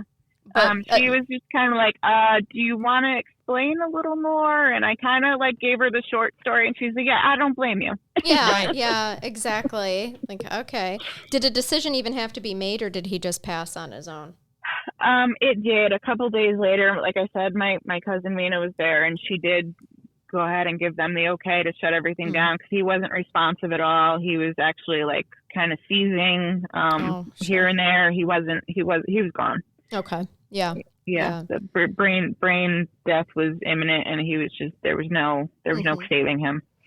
And, in terms of closure, I think that that's something that we have to find within ourselves, and it means different things for different people. For some people, it's closure, like if they see it go through the justice system. For some people, even when it goes to the justice system, they still just don't have closure because either they disagree with the sentence or they, are just angry over what happened. So I can't bring them back. Yeah, I do like really encourage you just to be able to figure out looking inside yourself, what closure would mean to you. Is that having a conversation with your mom out in the open, spiritually, just like energy to energy, like let's hash this out and get it that way, or even with him now that he's on the other side as well somewhere. Yeah. And find it any way symbolically that can help you. So Erica, what have you done? I was just going to say, what have you done since then, like to be where you are now with having to cope with her suspicious death, his, well, shall we call it karmic death? I'm not sure what we call his. Right. And then all of the things that you've dealt with leading back to your tumultuous childhood. My husband is a big part of where I am today, because if I didn't have him, I probably would have killed him, and that would have been the end of that. I would have been in jail, I would be put away for the rest of my life. But he helps me, he actually, when I brought this up that I was coming on here to do this, he was like, good. And that kind of surprised me a little bit, because normally he's like, it's nobody else's business. But sure. He said, good, maybe it'll bring me some peace to just get it all out there. And, so part of your healing journey, which is what we talked about in the email before as well. It can be, words are powerful. And I don't think people realize this, but words are also a transaction of energy and a release of energy. Yeah. And that's why it is powerful to talk about these things and get them out so they no longer live within our body and soul. Yeah. And how long have you been married? 13 years in April. Beautiful. Yeah. Good. I had to think about that for a minute. You said, yeah. I wasn't trying to trick you there. And you have 3 younger kids at home, correct? So they're not younger. They're 13, 14, and then my 19-year-old is still home because, as you know, the economy is garbage. And, you know, her. Yeah, our kids. Mine are a little older than yours. My oldest daughter's the same age as yours. She's 24, and then they're 21 and 19. So I get that, the kind of in college, and how in the hell do you pay for anything with the economy right now? Yeah. Right. And I have an 11-year-old. I started over. Yeah. I started over. That's exactly. I think that what I would like to, going forward to try, I think a big part of what I'm missing here is when we had the service, we were in the room when we were planning everything, and I sat down. It was me, my husband, Chris, my aunt and my uncle Ron, my aunt Claire and my uncle Ron. They came. That's her oldest sister and her husband. And we sat down with the funeral director and kind of like organized what we were going to do for the service. And my aunt was kind of like, well, isn't it going to be just us, like, immediate family? And I was like, well, I did speak to, because the reason that I found out that she wasn't doing okay is one of her work friends reached out to me and said we went out to lunch and she was kind of off, like, you might want to check on her. Because I hadn't spoken to her for a few months. We'd have these little breaks here and there, and we'd pick up and stop and whatever. Sure. So I hadn't spoken to her, so I reached out and I was like, oh, something is definitely weird. So that's where that all started. But so we're in the room, and I said, well, her work friends are going to come, and then my dad's side of the family, they're obviously going to want to come. So yeah, it's going to be, it's not going to be huge, but we do need to do something, I think, for me, for you, for her, like something. Sure. So we were making decisions, and so we decided to have the service, and it's still COVID time, so everybody had to wear a mask. Like the funeral director brought up, do you want a priest or a pastor or whatever? Like, and his immediate response was, she don't believe in God. Chris and I said, well, then, yeah. I was like, well, why did she, maybe not as much as she used to, but when I was little, she used to get down and pray with me every night. And that did stop at some point, but I feel like she still had some belief there, but not necessarily that we needed a pastor or a priest or anything like that, but it was just rude of him to break out in front of, her sister who knows her better than he does. Right. Especially after he's at the center of an investigation while you're planning your service. Right. Like that doesn't look good. Right. Like he looked at my husband and said, have you guys been to the house yet? It just went boom. Oh Lord. And everybody just stopped and looked at him, and my husband was like, shut the fuck up. Right. Right. Exactly. Like, you know what? I like him already. Your husband. I don't. Oh, my husband is amazing. He's my jerk, but right. We have those too. Yes. Yeah. But he just, I don't think the entire time, like in that situation at the service, when I saw him a little bit after, we were all standing outside, I don't think I looked at Chris once in the eye. Well, the that's entire, understandable. Like, I couldn't. If I did, I probably would have reached out and, Right. We would be doing this interview from jail. No. Yeah. Not worth it. So I'm glad. Right. I'm glad you're in the Hobby Lobby parking lot instead. Yeah, absolutely. So, and then there was question of like the ashes. So the funeral director said, do you want the ashes? Do you want the ashes? Are we going to split them? And Chris was like, yeah, split them. I'm going to bring them down to the river where she used to like to go. And I'm like, she didn't like the river. You liked the river. Yeah. Well, I don't think she ever went down there with him. It's interesting that you say that, because I think that when he was saying she didn't believe in God, that was giving us insight into his own beliefs. Absolutely, yeah. But what's funny is when I was growing up, I remember he used to bring up, like, he had a St. Christopher medal, and he was telling me what it meant. And I think his stepfather gave it to him, and he would go on and on. But that was during one of his drunk episodes. So sure. Who the fuck knows? Right. He is not, by the way, the patron saint of drunks. No. St. Christopher. No.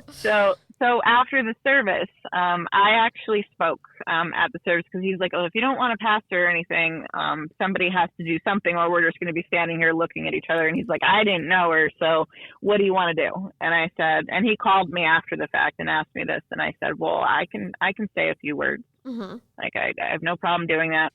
And I kind of went in there and I kind of wrote a timeline in my head of, my mom from birth to the day that she died, and like all of the hairstyles that she had that went along with the music that she listened to. And that is so perfect. She had an Annie Lennox period. She had a David Bowie period. Like, it was just crazy. And the Farrah Fawcett hair and all the things. So, but he actually got up and walked out halfway through my speech. What? Yep. He got up and walked out of the service halfway through my speech. He had some friends there that I had heard him earlier complaining to them that the police were looking at him for the fire. Did you make any statements that were potentially, led him to think, no. Okay. All right. No. Maybe her death wasn't an accident? No? I kept it extremely, so my Aunt Clara, my Uncle Ron, my Aunt Peggy, they're all very white bread. Sure. They're very, they're too nice. Yeah. You know what I mean? Yeah. There was an incident that happened a few years back where my cousins were fighting, and I was outside with someone, and I heard from inside, "You fucking bitch," and yelling and doors slamming, and I just turned around and I was like, oh no, who died? Yeah. That does not happen inside of my aunt's house. Like, what happened? Something big just happened. Yeah. So when I planned out what I was going to say, it was going to be it was with them in mind. Yeah. And it was going to be about my mother, not about him. And I didn't mention him once. I refused to even look at him even. So, it was about her. She didn't deserve this. Well, right. The fact that he got up and left is either extreme guilt or extreme fear that for some reason he was paranoid that he was going to get picked up at that funeral or after. Yeah. Anything's possible. I think it's also just another way to say fuck you to you. Maybe. Yeah. Well, what after the meeting, after the meeting about the funeral and what we were going to do, we went back to my aunt and uncle's house, and he didn't come. He went off on his own, and I guess he had been there earlier in the day because my aunt's boss, who she's a CPA, she does accounting for a firm that she's been with since college. So she's been working. She's in her 70s. She still actually works for them. She's amazing. Oh, wow. I don't know how she does it. Yeah. Well, I don't know. She should be retired on a beach, but I love that for her. Yeah. I don't think she knows how to stop moving, honestly. Yeah. Because she does all the holidays. She does all the things, and it's just crazy. But so we went back to their house, and my Uncle Ron looks at me and says, "Chris doesn't think you like him." Oh, really? And I looked at him. I was like, "Cause I don't." Right. Like, why would I? But they probably don't know all the intimate details. I mean, they know enough of it I don't know. He was around. Right. He stopped going over there at times because they wouldn't allow him to smoke in the house anymore when they quit. Oh. Like if that doesn't say jackass, I don't know what does. Like you said, they're too nice, so they're just very forgiving of all the flaws. Right. So it was just really kind of. What do you mean he doesn't think I like him? Because I don't. I don't. Why and would also, you think otherwise? Thank goodness, because I was really afraid that he thought I did like him. That would be worse. Yeah, 100%. Like, and like I said, I had tried to get a hold of him, and he never answered any of my texts or calls or anything. Like, and I got his new number because he had left his cell phone behind. So I got his new number from my cousin. Oh, and right. He never responded to anything. So it's and then just died. Yeah, and then just died. That's he when the fire happened, the day after, so I had gone to on instruction from one of the investigators. He said, go get your mail changed, or go get her mail changed to your address.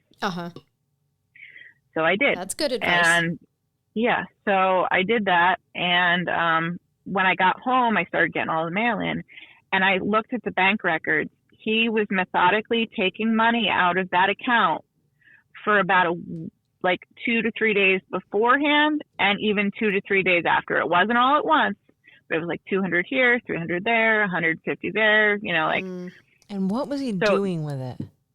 Yeah, I mean, it wasn't a ton of money because like I said, they were always, my mom did one of those like debt consolidation things. So when she got paid, they took her money, they paid the bills, and then she had whatever was left over, for groceries or whatever. So it was just a couple grand in there, but it wasn't, it was just weird that he would do that. Like, why would you? I mean, because maybe one of his friends told him they're going to freeze your accounts because they're investigating you. Right. You need to take care of it. Maybe. But why would he start it the day before, or was he just doing that anyway? Was there any transaction at a grocery store? Yeah, right. The day of, I could go look. I still have all the mail, and that's. Like, I want to know the timestamp on that. My husband calls me a hoarder, but I do have a basket full of, all of the stuff from my mom, like all the paperwork and the mail that she received and things that I still need to take care of. I think the thing that will ultimately bring me closure is maybe to get through all of that and finish that up and get rid of it. And then also, I was saying at what they were asking about the ashes, after the service, the funeral director brought me downstairs, and we had not bought a box or anything. We were just like, put it in a cardboard box or whatever. We'll find something to put it in, whatever, because he was talking about scattering them anyway. So he actually gave me a box that he had displayed it in. He said, this is from me to you. I don't want anything for it. And I'm giving you all of the ashes. He doesn't deserve any of them. Oh, wow. So everybody is rubbed wrong by this guy. Yep. Yeah. Oh, that's nice. That really surprises me. That's great. So they're still sitting on my mantle, and I think that might help too. I want to bring them down to Daytona because my mom did love the beach. Growing up, we used to always go down to Florida, Daytona, and we'd go to Disney and we'd go to all the places. I think if I brought her to the beach, I think that would really help me too. And I just haven't. I want to do it right. I want to bring the kids. I want to have fun, and I want to, bring her out there and, let them say goodbye, let me say goodbye and do it right. And I just haven't had the funds to get that done. Oh, I know. Yeah, exactly. Especially if you throw Disney in there, but definitely don't take her ashes there. They don't like it. No. I'm not going to bring her to Disney. I'll probably bring her to Daytona and, charter a boat or something, bring her out on the ocean. I'd love that. Right. Have your conversation with her then. And I agree. I think that would be, everybody has different things that are therapeutic and helpful for them. So looking back at your life's journey, your, thus far, because you still have plenty ahead of you, of course. Yeah, and absolutely. all that you've learned, and your mom's looking at your mom's life and her childhood and, your grandma's before that. What message would you like our listeners to really learn and understand from all of this? I'm not sure that I have a message per se, but what I can say is for my own kids, listen to your kids because they're going to tell you more than what they say. That's perfect. And, like with with my first daughter's father, when I called her many, many times to come pick me up because we had been fighting or whatever. And I finally was okay, yeah, I'm going to get out of here. And then he would come find me and be like, I love you. This will never happen again. And I would call her back and say, never mind. Of course. And she would, and she agreed with me. Yeah. She was like, okay, never, fine, great. And I don't have to leave the house. Awesome. Yeah. So, always go running for your kids when they cry for help. no matter what it is, no matter how important it is or how unimportant you think it is, just, be there for your kids, because and listen to them, because they're more intuitive than you realize. Yeah. Mm-hmm. I mean, I respect her. I'd hate that she went this way. She didn't deserve to die this way. She, her health was not good. She was not, she was not doing the best for herself, but she didn't deserve this. Of course not. No. This is not how it should have gone. No, not at all. And the only thing she's guilty of is picking a shitty life partner that was probably, which a lot of us have been guilty of before, and she just was never able to get out of there like you were. And we need to do better. She would say things like, when he would leave the house, she would say, "I wish he would get in an accident. I wish he would fall down the stairs." Like she wished death upon him. Yep. Because she just probably didn't feel strong enough to do it herself. She wanted natural causes to happen. I'm not going to lie. I'm kind of enjoying the thought of your mom being on the other side and having something to do with his rapid decline. Right? It is called guilt. Yeah. Who knows? What if she just haunted him a bit and was driving him a little crazy? Like, your turn, buddy. Yeah. Erica, go ahead. Sorry. She was very spiritual in that aspect. Like she could feel the way things that I do. Like I always said I could see things when I was younger, like my grandmother's funeral. I thought that I saw my grandmother. Yeah, and absolutely. Everybody thought I was crazy, but I feel that it was right. Yep. And she felt the same way at times. So I think that's quite possible. That's just really where what I'm feeling, and why, I don't know, it would make a lot of sense to me. Of course, everyone knows I'm a big spiritual person. So I could definitely see that being the case, where she's like, okay, this is what you did to me, and now it's my turn, buddy. And she worked quickly. 7 months is not very long.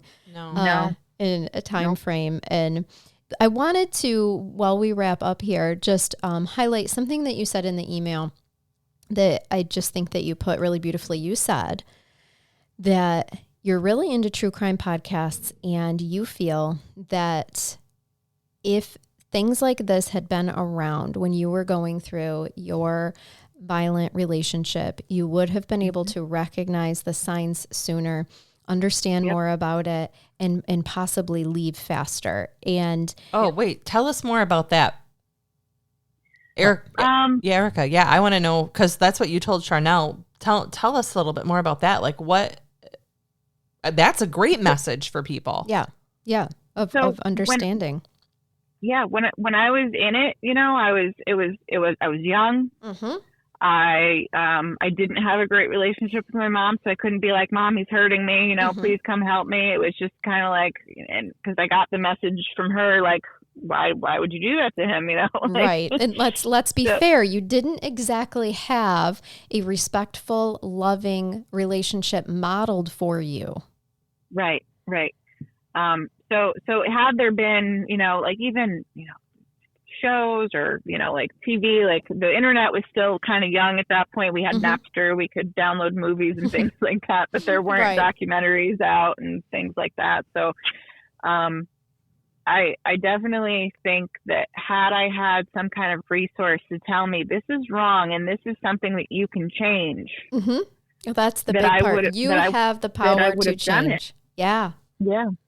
So because it was every time, like, I don't know, every time something would happen, something big, like a big event would happen where I lost jobs because I couldn't go to work because my face was covered in bruises. Sure. I got a job at IBM as a manufacturer, and I couldn't go in my first day because that was the day that he broke my freaking eye socket. Like, God.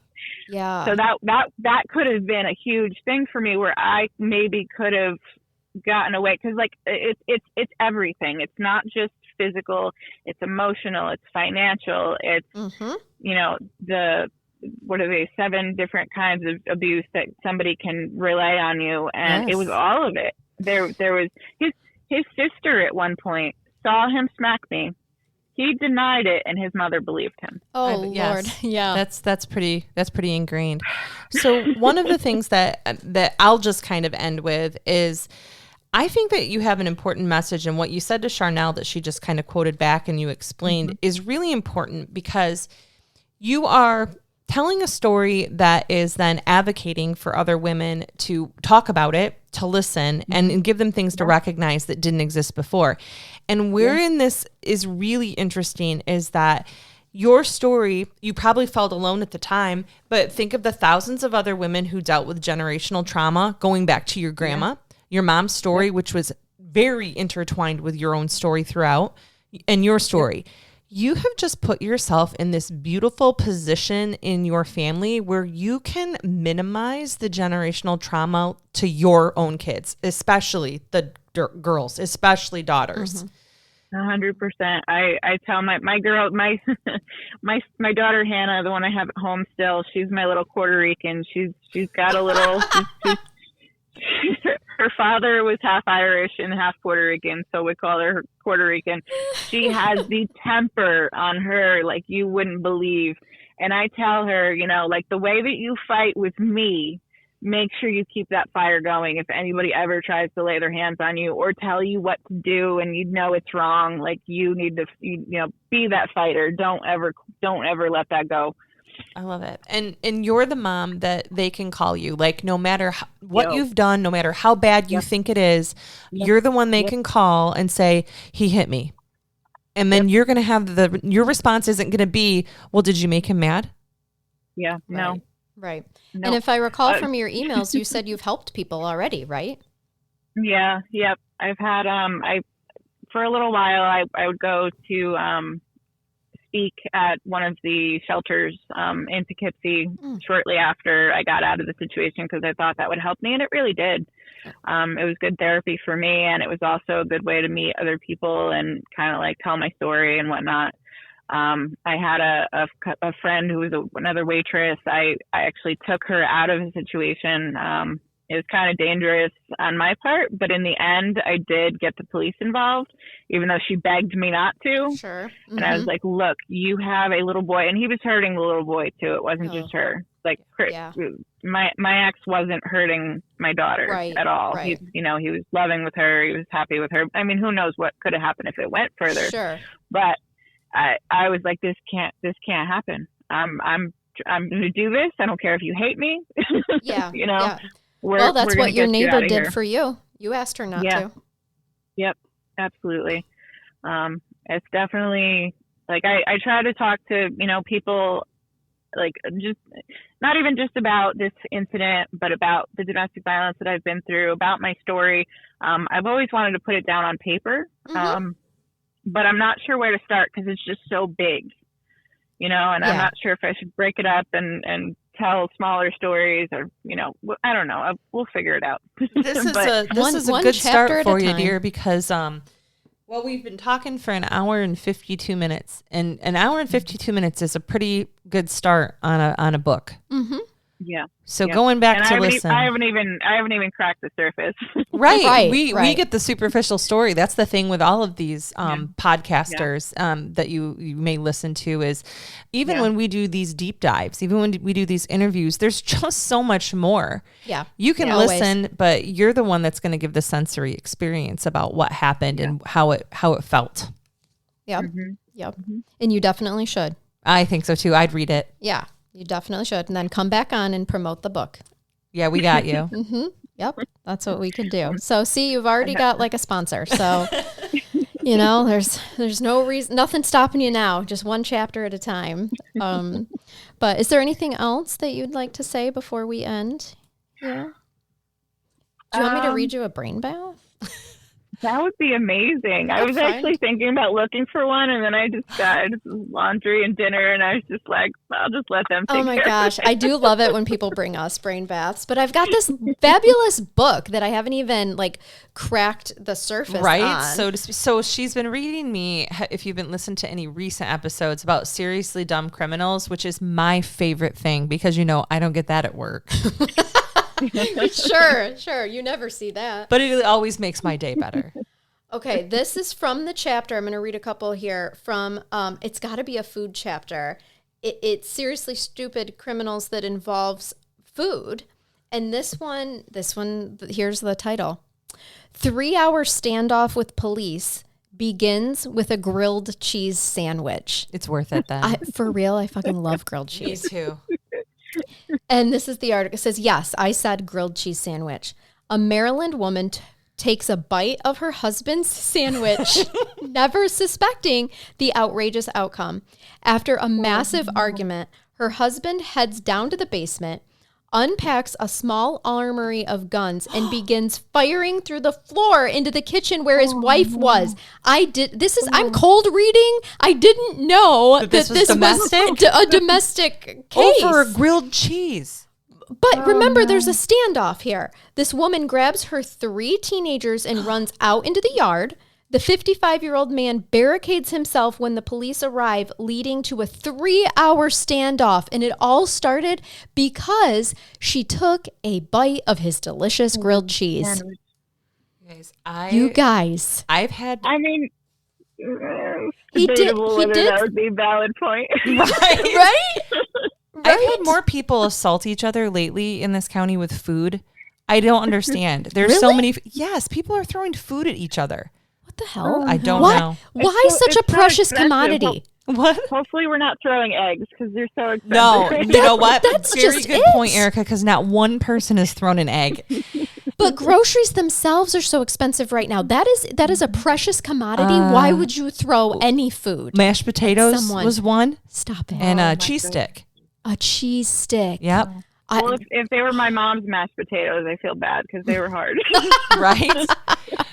These are some of my favorite foods. I would never waste them on an argument. But I guess in a serendipitous way, this weird brain bath just demonstrated to us how easy it is to just go into this violent situation. Yeah, I feel like he had some other issues. Well, clearly he did, because it turns out when he gave himself up, they go in and found 15 illegal firearms. 4 were loaded. And it turns out he was a convicted felon who wasn't even supposed to have firearms. So, I'm going to say there were some other things. It might have started before the grilled cheese. I love this. As a judge, you're like, sir, you can no longer be in possessions of firearms or Gouda. Or grilled cheese. Right. Right. Stay away from that brioche and that Gouda. No bread and cheese. And here, I think this one is actually not violently related. Oh, thank you. And it's Michigan. It's good. So let's end on this one. No offense, honey, but I didn't feel very bathed. No, that was also just serendipitous. I didn't plan that. I opened the book to that one. I'm so sorry. Actually, was anyone hurt? No, no one was hurt. Okay. I mean, aside from him going to prison because feelings. Right. Yeah. And he's still hungry because I don't think he ever got the grilled cheese. But how about this one? Robbery foiled by pizza oven. Oh no! Please don't be a cannibal. Please don't be a cannibal. No, I don't know. I'm cold reading this, Megan. I'm not sure. A Michigan criminal on parole tries to rob a pizzeria in the area, but gets stuck in the oven's exhaust vent. What? After accessing the vent on the roof, the 32-year-old slipped down into the oven's exhaust, only to become wedged and unable to move a muscle. The police and fire department were called after the man screamed for help. It took 11 hours to release him. And of course, they had to stop the pizza oven and everything. That cost an entire day of pizza making because some guy got stuck in the exhaust. Michigan pizza. Right? Michigan pizza is not the same as New York pizza. No, probably not. Now listen. No. We can't get in the great pizza debate, but Michigan pizza isn't a thing. Detroit pizza is a thing. It's Sicilian style. Yeah. So it's not quite Chicago, which is like a pie, or New York, which is that fold it in half so it drips the cheese down, because I'm a fan of both. It's somewhere in the middle. It is somewhere in the middle. Stop it. I need to go home now. I know, right? I need some pizza. No, now we're hungry. So thank you. Go ahead. I was going to say, it was funny when I went home for the service, you'd think I would be upset and depressed and not wanting to eat, but that was the first thing I did was stop at the pizza place, stop at the deli. Because you were in New York. Yes. You go visit. That is comforting. You go visit all your favorite comfort food areas. Now, I have to ask. Commend you for this. Is there a chain restaurant that serves the best New York style pizza? Oh, no. They're all mom and pop places that you got to go to? Okay. Yeah. All right. Yeah. Well, I was going to ask you where to go, but, it's like in all of New York. It's not small. No. Right. Yeah. Exactly. Yeah, no. Ray's famous. Like if you go in the city, Ray's in the Brooklyn is pretty delicious. Any of the Sal's, really kind of, for the most part, anywhere in Manhattan you can't go wrong. But Ray's is definitely my go-to when I go into the city and whatnot. So yeah. Noted. Well, that's exactly what they say on Elf too, the Christmas movie. That is what Santa tells Will Ferrell. Are you kidding me? He said there's only one Ray's Pizza. They're all going to claim to be like that. He goes into this whole spiel, but he says Ray's Pizza is the best pizza. They all claim to be the best, but the real one's on wherever. It says yes. Well, it's been confirmed. I've heard of this. I don't care if you hate me. I've never seen Elf. I hate Will Ferrell. Oh, I know. You know what's funny? I don't like him either, but I like Elf. It's because every other character he plays is Elf. Elf is the only place it makes sense. Exactly. I actually really like Elf, but I think we've already established my favorite Christmas movie is Gremlins. So if that says about who I am as a person, there we go. I love that one too. Yeah. Well, Erica, thank you so much for sharing your story and trusting us with it. It is the highest honor that we can receive as podcasters. And so I hope that this was healing for you in any way possible. And just thank you for sharing yourself and your profound story with us. No, thank you for letting me, because I never thought in a million years anybody would want to hear it, because I've talked to friends and family enough where I've beaten the dead horse and they just glaze over and they're like, okay. Right. No, it's a profound story and it's your life journey and there's a lot to be learned from it. So keep sharing, my friend, keep sharing. And okay, we're gonna do our end segment. Let's see if you can crack this, Erica. I know that you've listened to almost all the episodes, I believe, is what your email said. So, yep. Okay, so we're going to do this. I'm going to say, we hope that you, Megan, keep it curious, Erica, and keep listening. Yes, you got it. Until next time. Bye-bye.